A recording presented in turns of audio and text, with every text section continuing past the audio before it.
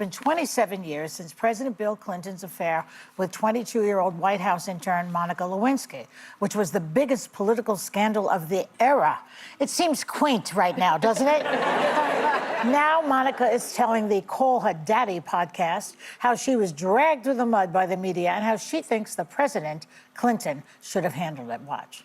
Once the news broke and how everything was handled by media and the White House, how do you think it should have been handled? Have you thought about that? Oh my gosh. The right way to handle a situation like that would have been to probably say it was, nobody's business and to resign, or to find a way of staying in office that was not lying and not throwing a young person who was just starting out in the world under the bus.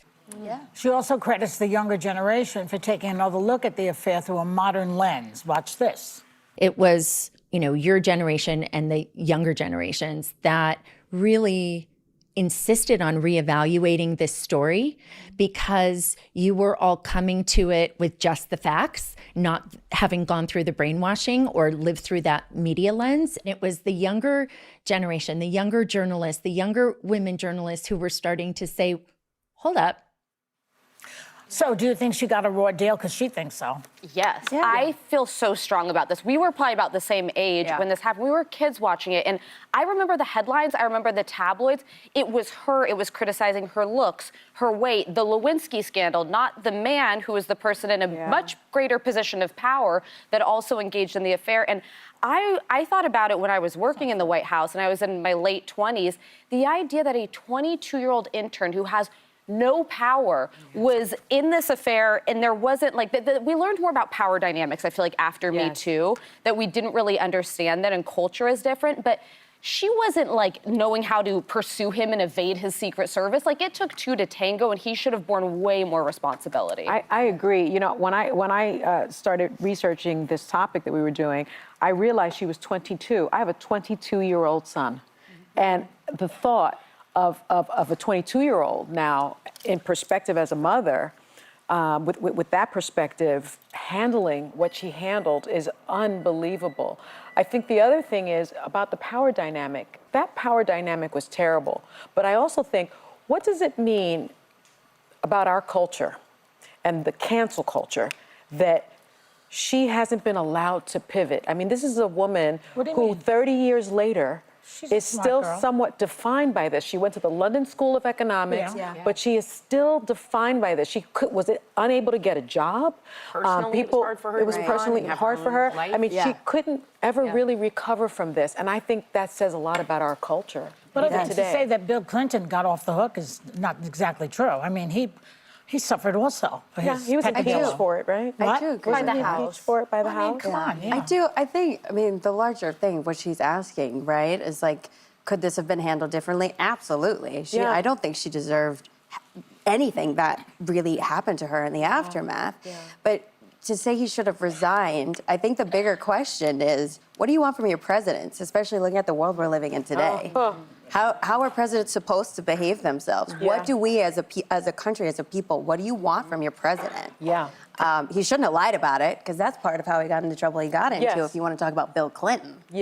It could have gone down a lot differently, and I don't think she should have had to bear the brunt of that at all. It all could have been avoided if you have a woman president, if you ask me.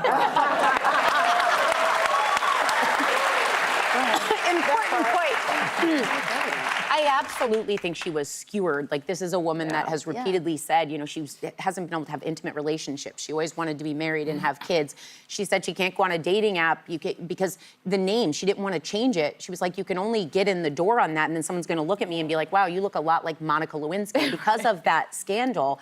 And arguably, this isn't all on President Clinton, but President Clinton, between the two of them, went unscathed. He continued to have a life. He was able to restore his marriage, his family, all that mattered to him. And when we recall President Clinton, I don't jump to Monica Lewinsky. When I think of Monica Lewinsky, I jump to the Clinton, the Lewinsky scandal. So Yeah. I would say that the biggest reflection, though, in looking back, because I would have been I was older than you guys. I would have been in like high school, watching how Monica Lewinsky was torn apart and the morality police of the times that this man having an affair, because I would argue even Bill Clinton, look at what we have today.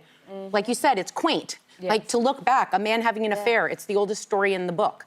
But it all fell on her, and the media was a reflection of what society was okay with. So when we look at the Taylor Swift documentary, when we look at the Britney Spears documentary, these weren't evil news people asking them, are your boobs real? Are you gay? Are you, sorry, I'm not asking you. But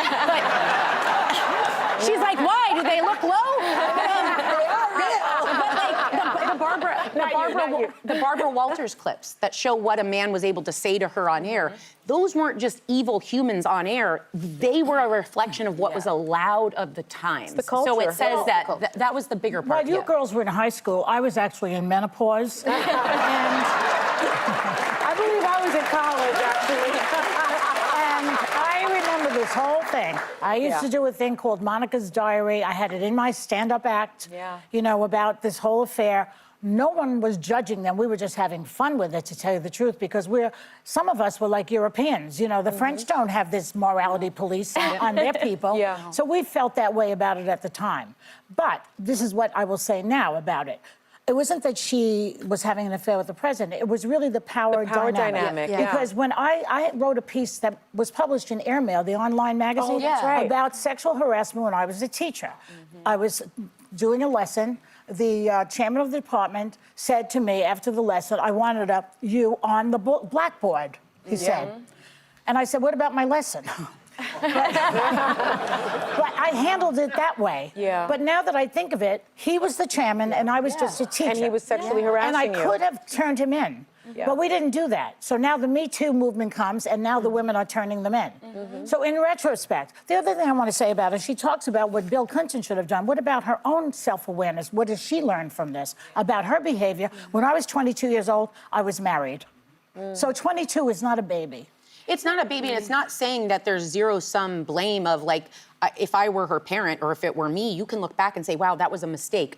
But I look at how young 22 is, and not just your boss, the most powerful man on the earth is talking to you. You know, like, it's just, there's sleeping with the married man is never okay in my book, but she's much younger. She has much less at stake. She's not stepping out on her marriage. No. She's like, I got one in my house. By the way, sorry. Just an example, like a headline was actually, she's not attractive enough for him to have pursued her.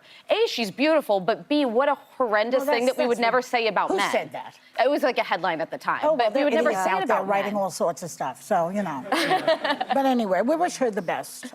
We do. I don't see why she's stopped in her career, though. She has She has a podcast coming out. Yeah. Which is very exciting. And also kudos to her for all of the work she's doing around cyberbullying and advocacy. Well, like good for that's her. a way that she's spun that to do some real good with her experiences.